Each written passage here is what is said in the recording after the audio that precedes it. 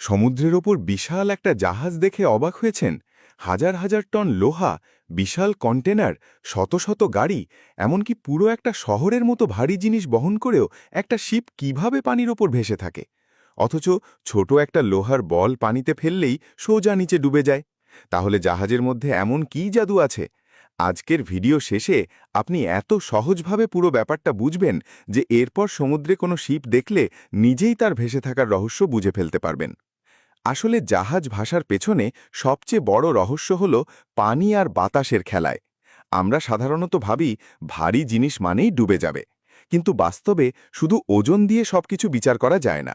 একটা জিনিস কতটা জায়গা নেয় আর সেটা পানিকে কিভাবে সরায়, সেটাও অনেক গুরুত্বপূর্ণ। একটা ছোট উদাহরণ ভাবুন।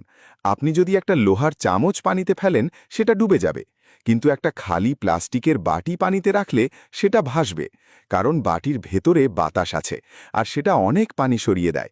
জাহাজও ঠিক একই কৌশল ব্যবহার করে, শুধু অনেক বড় স্কেলে। এখন চলুন জাহাজের গঠনটা বুঝি। বাইরে থেকে জাহাজ পুরোটা লোহা দিয়ে বানানো মনে হলেও ভেতরে বিশাল ফাঁকা জায়গা থাকে। এই ফাঁকা অংশগুলোতে থাকে বাতাস। ফলে পুরো জাহাজের গড় ঘনত্ব, মানে ওজন আর আকার মিলিয়ে হিসেব করলে সেটা পানির তুলনায় কম হয়ে যায়। তাই পানি তাকে ভাসিয়ে রাখতে পারে। এখন প্রশ্ন হলো, পানি কেন জাহাজকে উপরে ধরে রাখে? এটা বুঝতে একটা সহজ উদাহরণ কল্পনা করুন। আপনি যদি পানির মধ্যে একটা বড় বল জোর করে ডুবাতে চান, পানি সেটাকে আবার উপরে ঠেলে দেয়, কারণ পানি নিজের জায়গা ছাড়তে চায় না। জাহাজ যখন পানিতে নামে, তখন সে নিজের জায়গা তৈরি করতে অনেক পানি সরিয়ে দেয়, আর সেই সরানো পানি নিচ থেকে জাহাজকে উপরের দিকে ধাক্কা দেয়। এই ধাক্কায় জাহাজকে ভাসিয়ে রাখে। সহজভাবে বললে, জাহাজ যতটা ভারী, তাকে ভাসিয়ে রাখতে ততটা শক্তিতে পানি উপরের দিকে চাপ দেয়।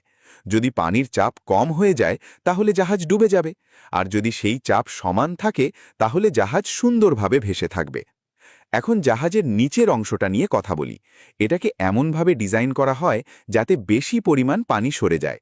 নিচের অংশ সাধারণত চওড়া আর বাঁকা হয়। আপনি যদি একটা পাতলা লাঠি পানিতে রাখেন আর একটা বড় ট্রে পানিতে রাখেন, দেখবেন ট্রেটা বেশি ভাসে, কারণ সেটা বেশি পানি সরাতে পারে। জাহাজের ক্ষেত্রেও ঠিক তাই। শুধু তাই না, জাহাজের ভেতরে আলাদা আলাদা কক্ষ থাকে। এগুলোকে ভাগ করা হয় যেন কোনো অংশে পানি ঢুকলেও পুরো জাহাজ সঙ্গে সঙ্গে ডুবে না যায়। ধরুন একটা ঘরে পানি ঢুকেছে, কিন্তু পাশের ঘরগুলো শুকনা আছে। এতে জাহাজের বাকি অংশ এখনও ভেসে থাকতে পারে। এই কারণেই বড় শিপে নিরাপত্তার জন্য এত ভাগ করা কক্ষ থাকে। এখন ভাবুন, সমুদ্রের বিশাল ঢেউ। এত বড় ঢেউয়ের মধ্যে জাহাজ কিভাবে সোজা থাকে? এখানেই আসে ব্যালেন্সের ব্যাপার। জাহাজের নিচে বিশেষ ট্যাঙ্ক থাকে। এগুলোতে কখনো পানি ভরা হয়, আবার কখনো পানি বের করা হয়। এতে জাহাজের ওজন ঠিকভাবে ছড়িয়ে যায়। যদি একদিকে বেশি ভার পড়ে, তাহলে অন্য দিকে পানি নিয়ে ব্যালেন্স করা হয়। এটা অনেকটা সাইকেল চালানোর সময় শরীর ব্যালেন্স করার মতো। আরেকটা মজার ব্যাপার হলো, জাহাজ খালি থাকলে আর ভর্তি থাকলে তার ভাষার অবস্থান বদলে যায়।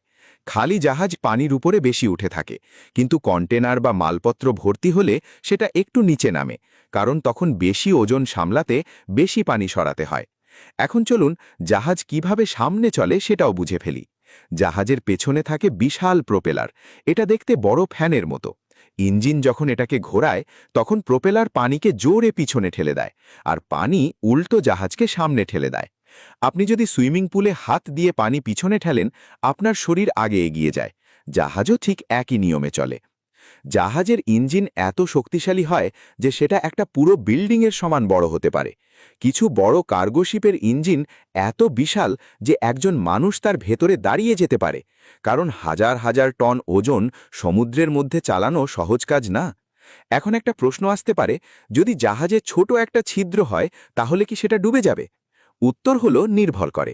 ছোট ছিদ্র হলে পাম্প দিয়ে পানি বের করা যায়, কিন্তু বড় ছিদ্র হলে ধীরে ধীরে পানি ভেতরে ঢুকে বাতাসের জায়গা কমিয়ে যায়। তখন জাহাজ ভারী হতে শুরু করে। একসময় পানি আর তাকে ধরে রাখতে পারে না, তখন সেটা ডুবে যায়। টাইটানিকের ঘটনা অনেকটা এমনভাবেই ঘটেছিল। আর সাবমেরিনের কথা ভাবুন। এটা ইচ্ছে করলেই ডুবে যেতে পারে, আবার ভেসে উঠতে পারে, কারণ এর ভেতরের বিশেষ ট্যাঙ্কে পানি আর বাতাস নিয়ন্ত্রণ করা হয়। পানি ভরলে সেটা ভারী হয়ে ডুবে যায়, আর বাতাস ভরলে হালকা হয়ে উপরে উঠে আসে। আজ পৃথিবীতে এমন বিশাল জাহাজ আছে যেগুলো একসাথে হাজার হাজার কন্টেনার বহন করে। কিছু শিপ এত বড় যে তার দৈর্ঘ্য কয়েকটা ফুটবল মাঠের সমান, কিন্তু তারা সবাই একই মূল নিয়মে ভাসে। পানি যতটা জাহাজ সরায়, পানি ততটাই তাকে উপরের দিকে ঠেলে ধরে রাখে। তাই জাহাজ ভাষা আসলে কোনো জাদু না, এটা বুদ্ধিমান ডিজাইন, বাতাসের ব্যবহার আর পানির চাপের অসাধারণ সমন্বয়।